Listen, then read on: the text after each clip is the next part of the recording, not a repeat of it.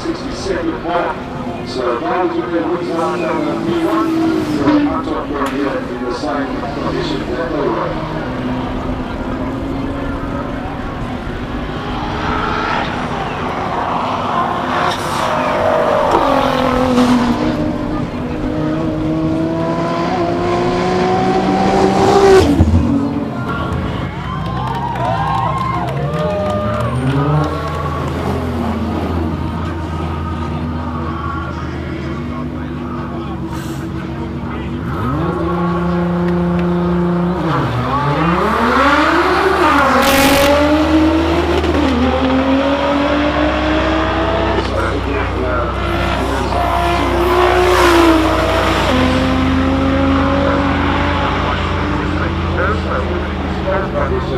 That's a tipped out of this time rather than starting off shoot out with an overall first time.